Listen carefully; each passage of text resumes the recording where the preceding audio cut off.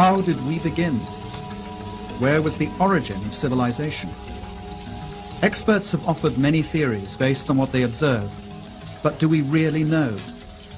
For sometimes evidence turns up which completely contradicts all theories. In the frozen earth of Siberia, remains are found of lost animal species such as the giant mammoth, wiped out by a sudden global cataclysm.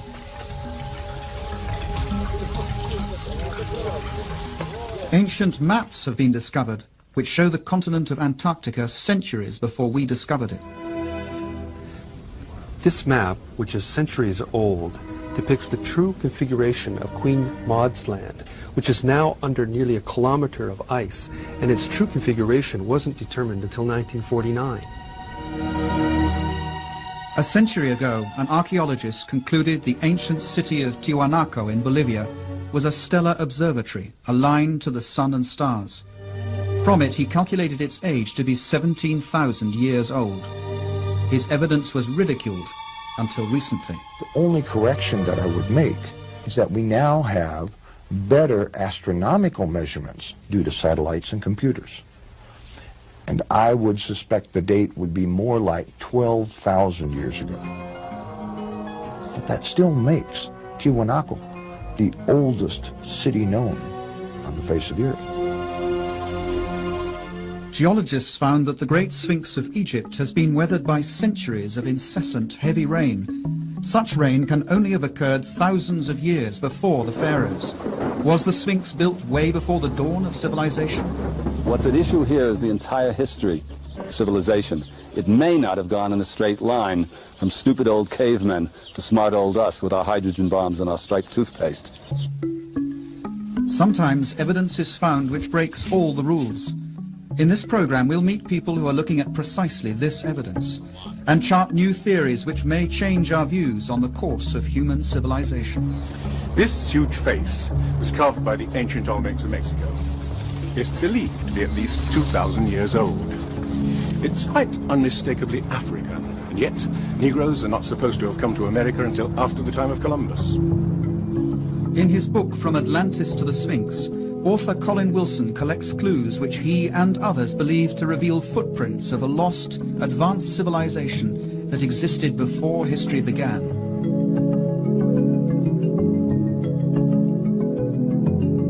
Greek philosopher Plato described precisely such a civilization, which, Egyptian priests told him, sailed the oceans thousands of years earlier until it was destroyed in a huge cataclysm. He called it Atlantis.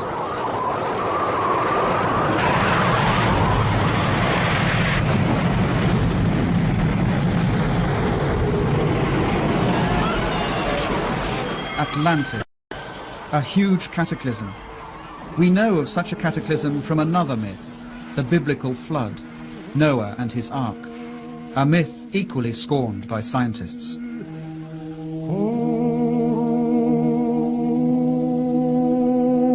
Yet, when they reject the biblical deluge and Noah's Ark as fable, scientists are ignoring the fact that across the entire world there are hundreds of flood myths, quite apart from the Mesopotamian and the Hebrew accounts, which tell the same story of a worldwide disaster which virtually wiped out mankind before the beginning of recorded history.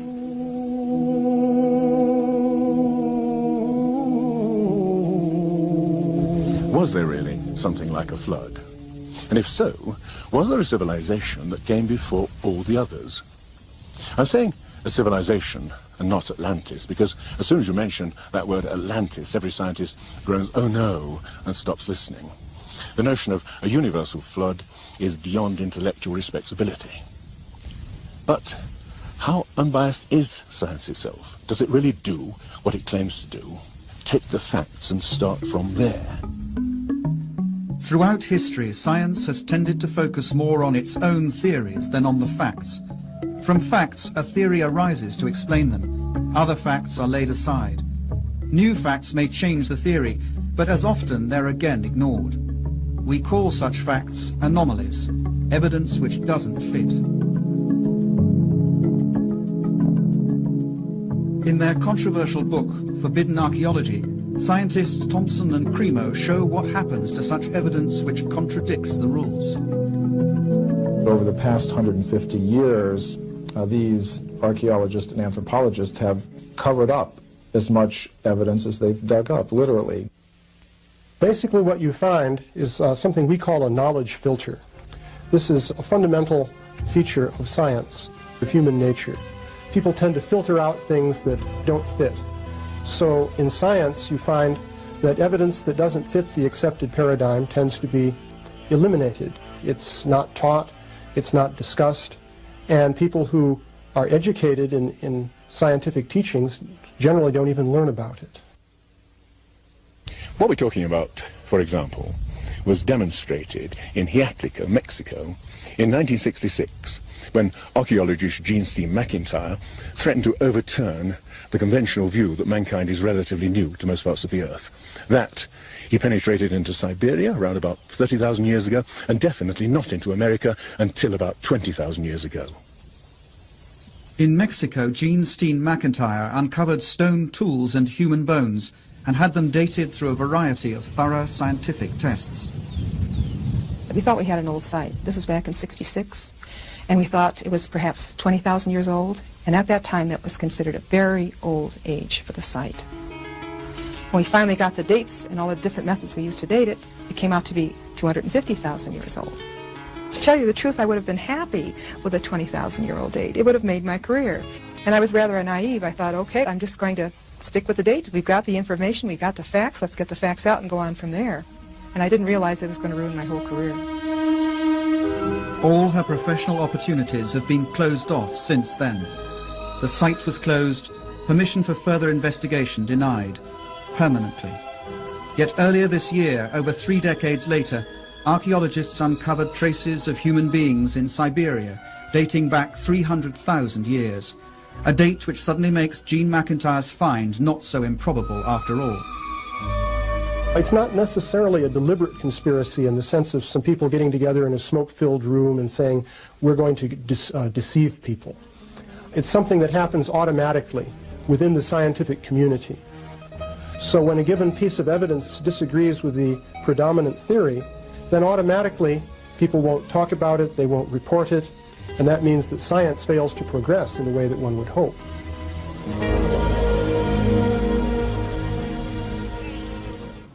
Is science overlooking evidence of a past we have forgotten?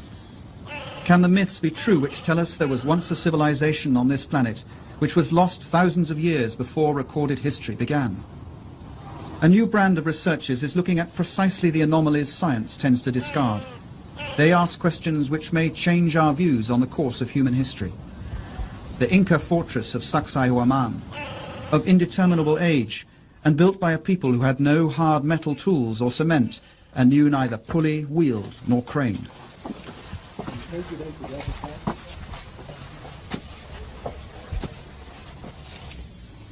And just look at this stone. I've counted 11 corners. This thing must weigh more than 200 family-sized cars, and it reveals the incredible craftsmanship of the people who built it. These things also reveal something else, an incredible ability to handle things of this size. How on earth did they get it up there? Bolivia, the ancient mysterious ruins of Tiwanaku. Similar craftsmanship, advanced building capabilities which are unexplained. The facing stones of this site are perfectly set with no mortar. We took a needle, and that needle we tried to insert at every point along the joint, and the needle couldn't be inserted. A perfect cut. When the Spanish conquerors asked the Incas whether they'd built Tiwanaku, the Incas said, no, we didn't build it. It was built thousands of years before us. Now, the evidence shows it was built by an advanced civilization. And a chance discovery reveals just how advanced they may have been. The building blocks of Tiwanaku aren't held together by cement. Whoever takes them apart discovers the unexpected glint of metal holding the stones together. What I find amazing here is that to move to each site where the staple was needed, they had to have something like a portable smelting plant to maintain this metal in a molten state. And here, a similar use of metal joints and stone finely jointed, like this L shape here, with the same ingenuity. Peru? No, we're a continent away, in Africa. Egypt, land of the pyramids. The three pyramids of Giza, wonder of the ancient world. The triumph of another people who knew neither wheel, pulley, nor crane. How were they able to haul 100-ton building blocks up so high? A feat modern technology can neither explain nor imitate. I'm an engineer, and I can tell you that to raise blocks of this size to such heights requires a special crane. Now, for people who did not have that sort of machines, not even the simplest pulley or the wheel, and using simple copper tools, how could they do this? Beauval believes the Great Pyramid of Giza was much more than a tomb, and that it betrays an unexpectedly high level of technology. In their book, Keeper of Genesis, Robert Beauval and co-author Graham Hancock list many unexplained feats.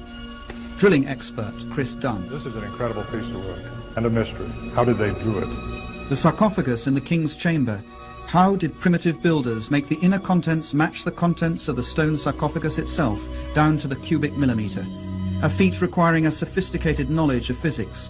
A mystery, just like the actual drilling itself. The typical way of doing it primitively would be with a bow saw, a bow drill, and they would advance the tool into the piece using sand or a diamond. And to me, that would just take too long, too many years to do this. But how do you think it is? I think that they had to have used some power tool. Today, if we were to drill this, we would advance the drill into the granite at a rate of 2/10,000ths of an inch per revolution of the drill. They were advancing a lot faster than that. Faster? Researchers such as Chris Dunn wonder about the purpose of this strange instrument on a hidden frieze. But power drills? That seems a rash conclusion. Yet traces of high-speed drilling present unsolved mysteries. Now, just look at this. The incredible precision of workmanship, the total smoothness of these walls. In this tomb, which is intended for sacred bulls, and which testifies to the tremendous level of craftsmanship of these people. But of course, that could be explained in terms of 100 workmen polishing away for 10 years. But how about a real mystery? The mystery of the Egyptian vases. Not like this clay vase, which I've just bought, but vases of alabaster, basalt, even diorite, which is the hardest stone of all. Now, the mystery is this. It's easy enough to see how you could hollow it out by drilling straight down inside, but what about these pieces around the corners? Modern technology is unable to do it. And yet, the ancient Egyptians fashioned thousands of these things, some of them 2,000 years before civilization is supposed to have started here. How? The mystery is still unexplained. Unexplained. How could the builders align their gigantic pyramids to the cardinal directions so impeccably? Perfectly east-west and perfectly north-south, with a precision unmatched by modern builders. The Great Pyramid seems to be a mathematical model of the Northern Hemisphere and incorporates the transcendental value of pi, the ratio of a sphere's diameter to its circumference, the basis of higher mathematics.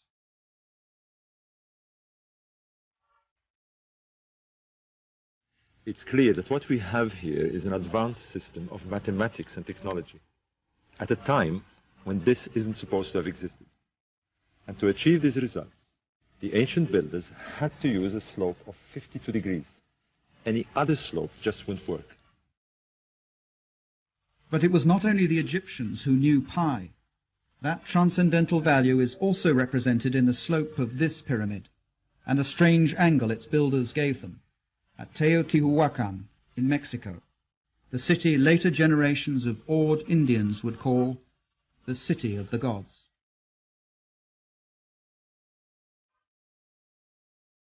This city was once bigger than Imperial Rome.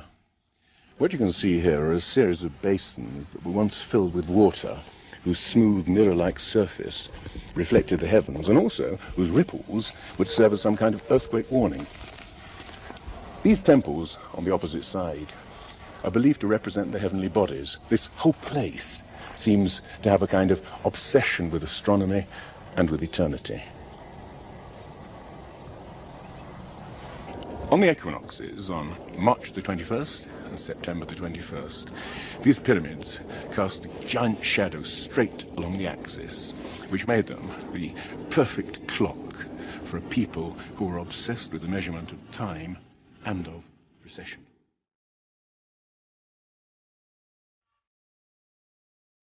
As if tapping some common source, ancient civilizations around the world display sophisticated knowledge of the heavens, which has yet to be explained.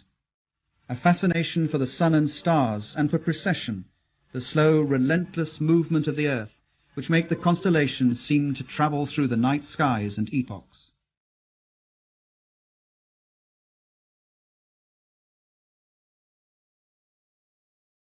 Scholars say that the ancient Egyptians did not have a high knowledge of astronomy.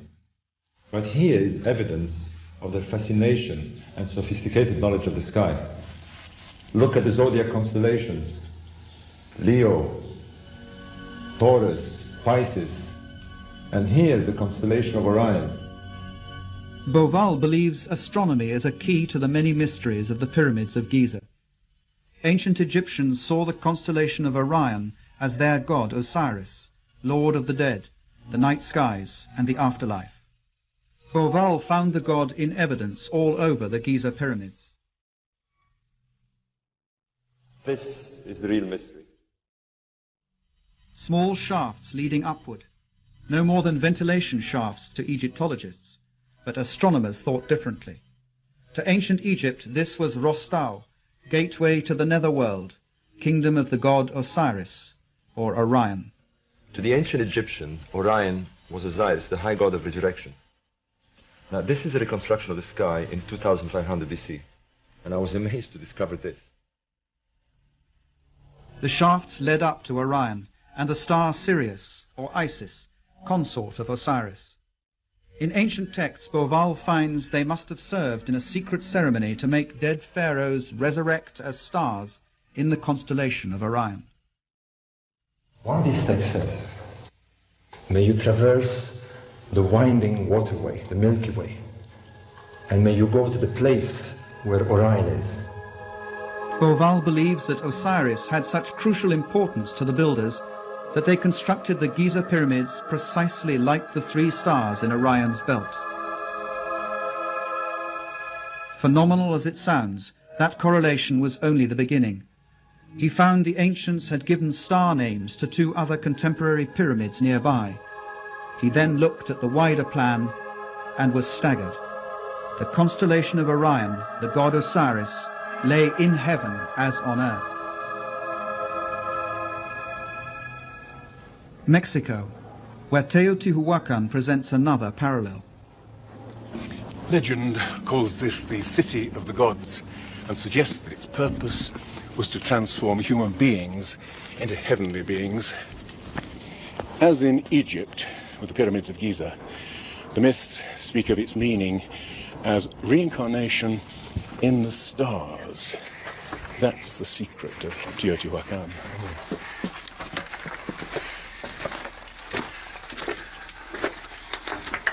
But an even greater enigma lies in the pyramid up above me.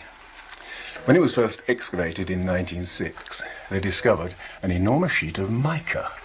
Now, we know that mica is used in electrical insulation, but we've no idea what they wanted to use it for. What makes it even stranger is that the mica came from Brazil. Imagine the problem of moving a 90-foot square sheet of mica 2,000 miles. How? And for what purpose? We've simply no idea. Tiwanaku, Bolivia. Another lost culture betraying that same fascination with the sun and stars. 100 years ago, Bolivian archaeologist Poznansky observed that on the first day of spring, the sun rose exactly through the center of the temple. It was the starting point of a remarkable discovery. Poznański found they built this temple as an observatory, a huge clock to measure the progression of the sun. And we can use these astronomical alignments to date this site. Throughout the year, the sun rises in a different spot on the horizon. On the first day of spring, an observer would see the sun rise exactly in the center. By studying the layout of the complex, Poznański deduced that on the first days of winter or summer, the sun would rise above the cornerstones. But it didn't. Archaeologists today say it's simply because the builders made an error in construction. After observing the perfection with which this site is built, with 100-ton stones, to suggest that such things as the solstice markers are misaligned, I find incredible. Neil Steed made a thorough check of Poznański's calculations. By measuring the angle of the cornerstones and comparing that angle with today's sunrise positions, Poznański was able to calculate that Tiwanaku was built 17,000 years ago. At that time, the tilt of the Earth's axis was slightly different than it is today. At that date, the summer and winter suns would have risen directly above the cornerstones. I would suspect the date would be more like 12,000 years ago. But that should make each and every one of us fully question the origins of civilization.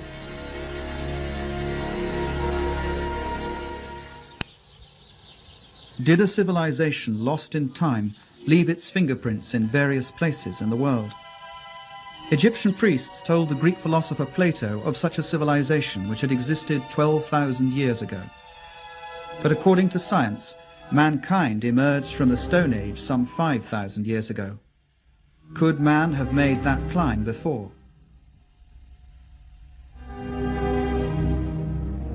In Egypt, investigator John West found that the Sphinx of Giza wasn't weathered in the same way as its surroundings, eroded by sand and desert winds.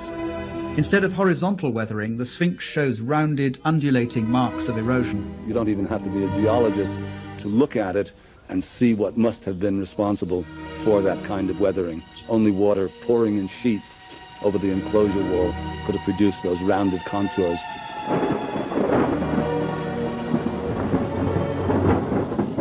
Water? In the Sahara Desert? Certainly not in the times of the pharaohs. For that, you'd have to go back all the way to the end of the Ice Age, some 10,500 years BC, thousands of years before there were any pharaohs at all. But how is it then that the Sphinx has a pharaoh's head? The head is disproportionately small. Seen especially from the air, you see that the body of the Sphinx is long and flattened out, and the head almost looks like a pinhead stuck on the top of it. This, to us, is an indication that the head has been recarved. In other words, at some point in its long history, the head was redone. John West believes the Sphinx was originally a huge lion, which an unknown group of sculptors carved out of rock before 10,500 BC. It became eroded when the end of the Ice Age upset the climate and caused rains to pour down for many centuries. Only thousands of years later would pharaohs carve its head into their own image. The Sphinx more than twice as old as was thought until now. The theory is ridiculed by Egyptologists, but geologists simply tell them the facts are there. Stranger still, according to Robert Bauval, astronomical evidence suggests that the pyramids of Giza all seem to point to that incredible old age. The layout of Giza matches uncannily with the position of Orion in the year 10,500 BC, a time when the Sphinx looked at Leo, its own image in the skies. When Orion started a slow ascent through the epochs, signaling a new era. The setting of Orion at that distant date even corresponds precisely with the three small pyramids behind the pyramids themselves.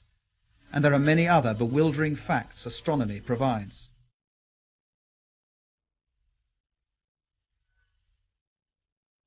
And this matches exactly with the analysis of the Sphinx. So there are two hard sciences now indicating that the Sphinx could be going back to 10,500 BC. Egypt experienced major and dramatic changes at the end of the Ice Age, particularly about 10,500 BC, when very high, exceptionally high floods covered the floodplain, and it ended things both in the Delta and the Nile Valley in general. 10,500 BC, a time of floods. Could the designers of Giza point back to that distant time? The time their myths say that the god Osiris and his helpers ascended from chaos to bring first fruits of civilization. Where did they come from?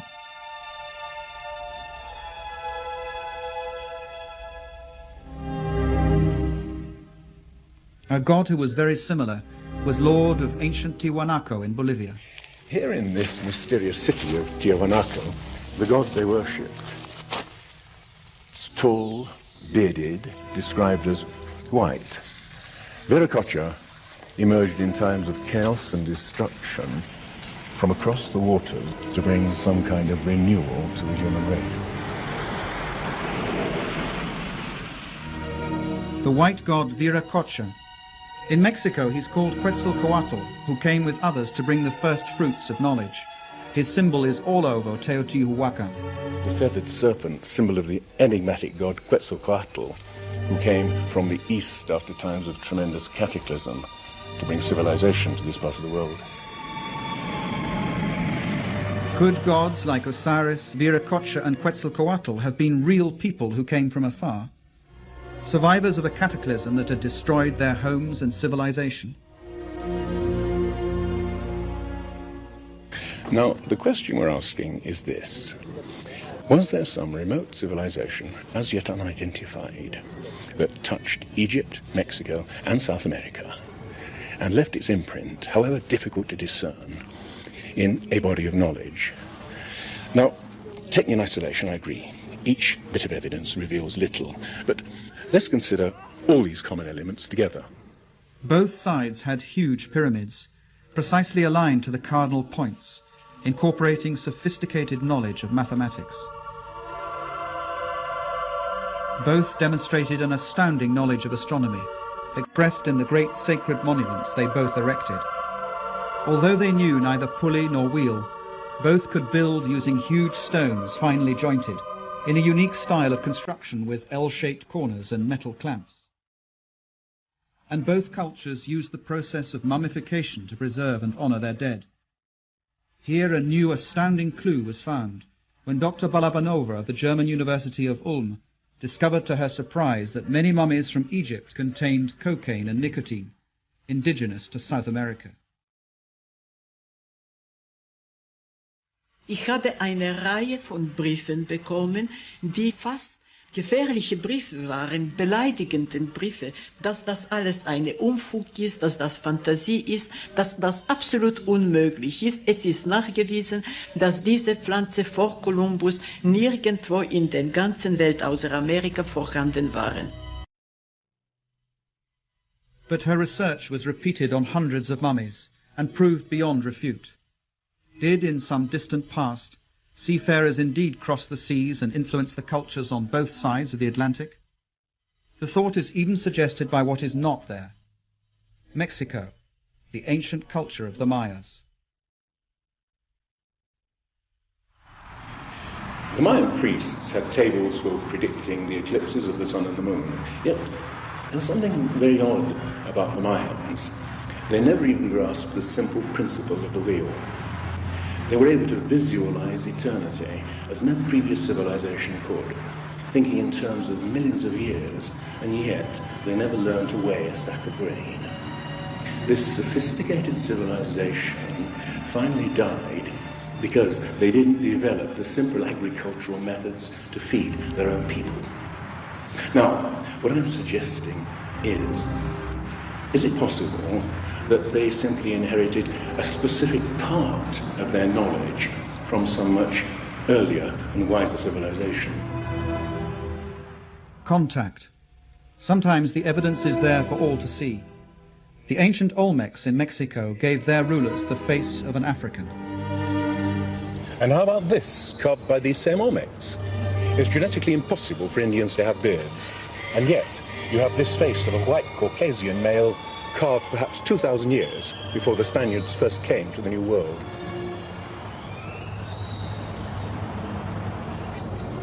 So, faces of Africans and Caucasians carved many centuries before Columbus. Where did they come from? How did they get here?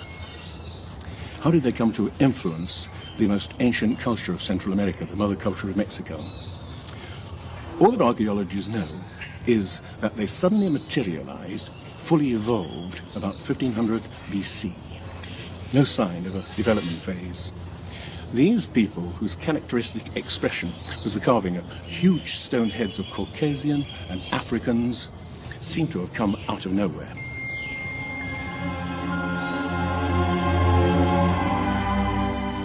Oaxaca, the ancient citadel of Monte Alban. Here further to the south in Mexico is what seems to be the last record of these mysterious men. But these figures carved in stone seem to represent men who've been slain in battle, naked, forlorn, most of them castrated. This may be the point where these men disappear from history.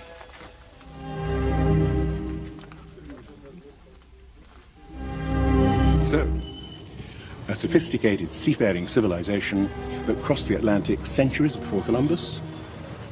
But there's another piece of evidence. There are old maps that suggest that ancient seafarers possessed a knowledge of the globe that's never been explained.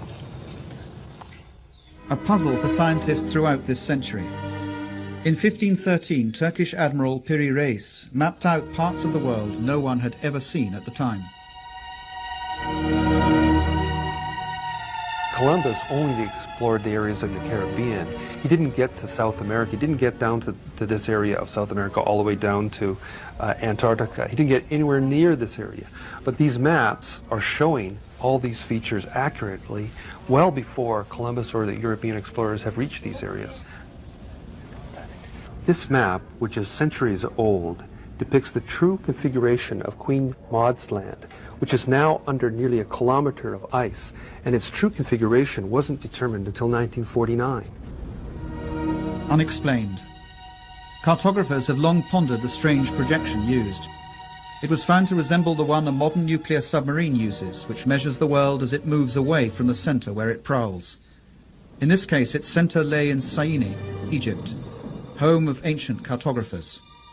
The map only seems distorted, but it accurately shows this part of the world. And there's more.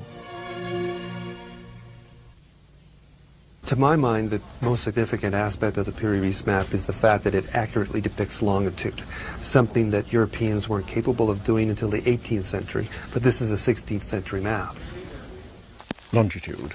That story began on these beaches in the year 1707, when the English fleet was sailing from the Mediterranean towards the coast of England. Now, in those days, it was quite easy to determine how far north or south you were by measuring the angle that the sun or the stars made of the Earth's surface. But there was no technology for determining how far east or west you were, longitude. Well, Admiral Sir Cloudesley Shoal was infuriated when a sailor from the West Country told him that he was about 20 miles too far east and was likely to wreck the fleet on the coast. When his officers assured him that the course was correct, he had the sailor hanged for insubordination. In his last dying moments, he must have wished that he hadn't. Ships before had foundered in thousands, but now the loss of an entire fleet started the hunt for an accurate clock which would enable the calculation of longitude. It would take 2 more generations before it was finally developed. Yet the Piri Reis map, made 250 years earlier, already shows knowledge of longitude. On the Piri Reis map is mentioned the fact that it's compiled from many other source maps. These are copies of copies of copies. Most of the people who've researched this believe that the maps went back to at least the time of Alexander the Great, but they are really much older than even that. Maps of the world, drawn way before we learned to sail the oceans? Unexplained building technology? Sophisticated knowledge of mathematics, astronomy? If there was such an advanced civilization capable of passing on its knowledge to the Sphinx builders, to the people of the Andes and Mexico, what happened to it? Well, Plato said that there was such a technologically advanced civilization able to sail the oceans of the world. Atlantis, lying on a huge island continent. Rejecting a lost civilization, science equally rejects the notion of a worldwide catastrophe that destroyed it. But the accounts of Plato or the Bible do not stand alone. The Popol Vuh, the sacred book of the Mayans, speaks of huge tidal waves and floods, of skies that darken for months on end, of indescribable cold and black rain and hail. The ancient Egyptians talked of a time of chaos, floods and darkness, from which the gods emerged to shape the land of Egypt.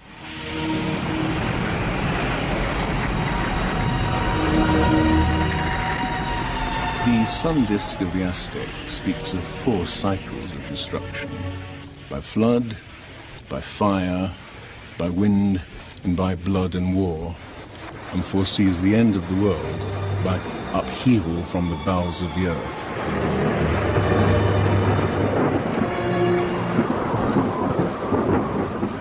Myths from elsewhere in Asia and America speak of apocalyptic floods, a deluge of fire from volcanic eruptions and earthquakes. They speak with a disturbing realism of a past that we can neither clearly remember nor entirely forget. Scholars are inclined to believe that the flood is the fantasy of ancient poets. But suppose the scholars are wrong. Suppose some series of terrible natural catastrophes did reduce our ancestors to small groups living far apart, scattered all over the world. What we're looking for is some epoch that fits the myths as snugly as the slipper fits Cinderella's foot. A clue. The La Brea tar pit of California. Mass grave for over 1 million animals now turned into a tourist attraction. Well, deep below the surface here, you have the Salt Lake oil field. Asphalt seeps out through the cracks and fissures like a tremendous flypaper, and it catches animals in the asphalt. And we have incredible resources here from the animals that were trapped in this method during the last 40,000 years. The tar pits read like a book of ancient times, when animals abounded which we never thought of as indigenous to America at all. Mammoths, elephants, rhinos, giant sloths, saber-toothed tigers, even horses and camels. Then a huge catastrophe wiped them out, apparently within a few decades. The time is around 10,500 BC, over 12,000 years ago. The big animals, any mammal larger than a coyote, largely became extinct within a few tens of years. Yes, that is, in fact, a great catastrophe. A record of catastrophe. The end of the Ice Age, 10,500 BC, over 12,000 years ago. Temperatures that had remained relatively stable for thousands of years suddenly shoot upwards. A staggering increase of over 5 degrees in the twinkling of an eye, a period of 3 to 10 years only. That is the amazing discovery of scientists who drilled into Greenland's ice cap to investigate changes in the atmosphere. This Greenland ice core, some people have called it the Rosetta Stone of climate, because to be able to see that climate can shift so quickly was really a major find. And that change occurred over maybe 3 years to only a couple of decades, close to what we see today. We had found phenomenal changes in the chemistry of the ice. We found that during the period when the ice sheets were starting to melt away, that we have more signals of volcanic deposition and of greater magnitude, or greater concentrations than at any other time over the last 110,000 years that we've measured. Unprecedented volcanic upheaval coupled with atmospheric turmoil and huge floods. For as ice sheets over a mile thick melted within decades, sea level shot up by 4,500 feet. Suddenly seas appeared where land had been.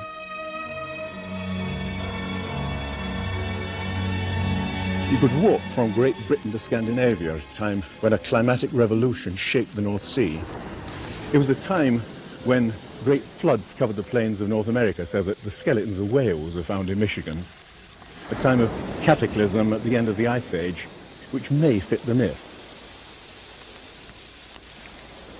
In the New World alone, about 70 kinds of animals became extinct. Saber-toothed cats, mammoths, giant sloths, horses, camels. Let me just put that in perspective. Over the previous 200,000 years, less than 1/3 of that number had become extinct. And that same extraordinary pattern of extinction was repeated over Europe and Asia. In the permafrost of Siberia and Alaska, tangled masses of bones are found of millions of animals which perished in a cataclysm. The giant mammoth didn't fall victim to the hunters of prehistory. He was felled by natural catastrophe. At the turn of the century, Siberian hunters stumbled across the frozen skull of one huge animal. When it was dug out and transported, its stomach was found to contain undigested plants from a temperate climate. The animal had been deep frozen faster than any modern freezer is capable of. What is certain is that some 12 or 13,000 years ago, a terrible cold descended on Siberia and hasn't relaxed its grip ever since. This riddle of the instant frozen mammoths has given way to some strange anecdotes, some true, some untrue, like the mammoth steak served in Fairbanks, Alaska. But what is certainly authentic is a report by the Russian 19th century naturalist Baron Wrangel, who discovered Bear Island, which is north of Siberia, and where the sand was literally held together by reefs of bones and tusks of mammoths and other animals that had disappeared in some strange primeval catastrophe. These mass extinctions, this tremendous volcanic activity, this rapidity of the melting of the ice seems to suggest some enormous climatic revolution that took place about 12,000 years ago. There seems to be some unknown factor that we can't put our fingers on. The end of the Ice Age. What made it a revolution? Here's the big question. What brought on cataclysm? One of the best theories that has been put forward is by an American, Charles Hapgood, who suggested something he called Earth crust displacement, which meant that the whole crust of the Earth shifted around suddenly like the skin of an orange. The whole outer shell of the Earth, it's only 1/3 of 1% of the Earth's mass. Like the a peel of an orange, if it was loose, it moves. Thinner than an eggshell, the Earth's crust rests on a molten liquid interior. The ruling theory on the Earth's crust is that of plate tectonics, continents slowly drifting apart over hundreds of millions of years, though science scorned the theory for over half a century. It now equally scorns the notion that the Earth's crust could move as a whole, and suddenly. But one scientist was mesmerized by the idea. Had he lived longer, Earth crust displacement would have been considered more seriously. His name was Albert Einstein. This is a summary of what he said. When I came across Hapgood's work, I was electrified. Here was an idea that was simple, but could explain a whole range of problems. Hapgood had the theory. The question was, what was the mechanism that set this whole gigantic thing in motion? And it was Einstein who came up with the suggestion. The enormous amount of ice that builds up around the poles can become 2 miles thick, ice that extended right into the middle of the continent of America. And these billions, countless billion tons of ice, if they formed in an imbalanced way, would cause the Earth, as it were, to judder like a wheel with a great weight placed on its rim. This judder would in fact be sufficient to cause that switching of the crust of the Earth. 55,000 years ago, the North Pole lay close to Europe, but suddenly swept to Hudson Bay in Canada. And around 12,500 BC, it suddenly shifted again, almost 2,000 miles to where it lies now. Or is it better to say the lands and seas have been swept across the pole, propelled by a sudden displacement of the Earth's crust? If so, this is one of the things which would have happened at the end of the Ice Age. The displacement propelled America out of the polar zone. The sea to the north of it froze over with a thin sheet only meters thick. The huge old ice sheet over North America, more than a mile thick, suddenly melted in a matter of years. Now, what's so interesting about the Hapgood-Einstein theory is that it also explains all kinds of other myths quite apart from the myths of flood. There are myths of tremendous earthquakes, volcanic catastrophes, black rain falling from the sky, sudden freeze-ups of whole lands. And you can see that in point of fact this is precisely what would happen if the Earth's crust switched around. Quite suddenly, areas that had previously been freezing would suddenly be switched into islands. Things like that flash-frozen mammoth of Siberia. Whole species would be wiped out. If an Earth crust displacement caused the deluge that destroyed a civilization, where was that civilization? Searchers believe to have found it on the Greek island of Santorini, once destroyed in a huge eruption, or in ancient Troy. The German island of Heligoland almost washed away by the North Sea. They have searched for sunken continents in the Atlantic Ocean, but nothing has been found. And it's this exact problem that scuppered Plato's Atlantis as an ocean for serious scholars. You see, oceanographers have mapped the floor of the Atlantic and the Pacific Ocean, and there's no lost continent. Or is there? In Plato's account of Atlantis, he describes the island as a vast island continent with mountains in the middle of the real ocean. And the real ocean, of course, is the world ocean. It was only later that we began to divide the ocean up into different parts, calling it Atlantic and Pacific, etc. In reality, the world only has one ocean. The myths from around the world, some of them are very explicit about what happens in the Zen-Vesta of the Vedic literature.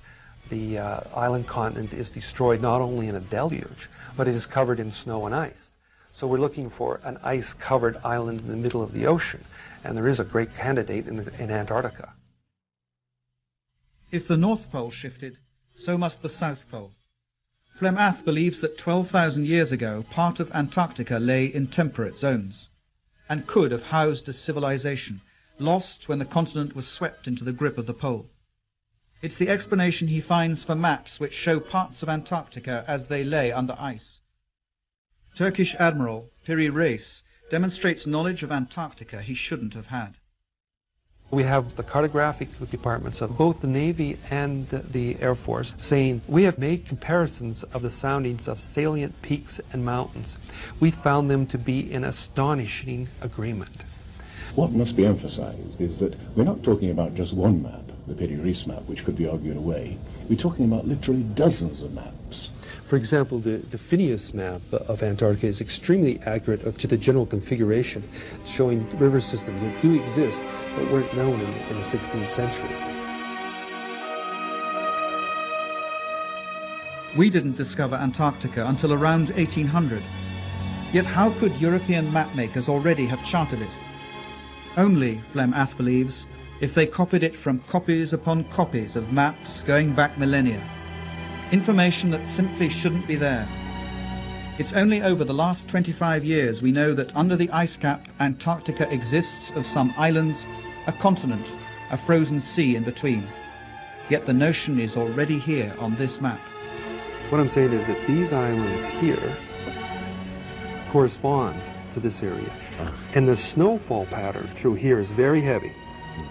Virtually none through here. These, which are islands underneath of here, would join together before they joined the mainland.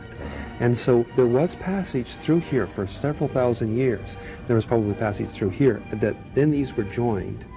So what it's depicting here is something that I think actually did happen. 8,000 BC, maybe 6,000 BC at the latest. Yeah.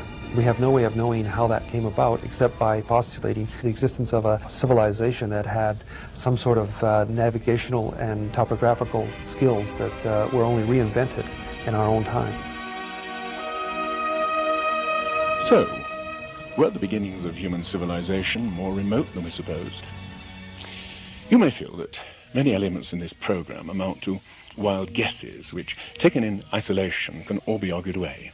What I'm suggesting is that if you put these pieces all together like the pieces of a jigsaw puzzle, you begin to see the emergence of a pattern, like a shape emerging from the mist. A civilization that vanished and was forgotten long before recorded history began.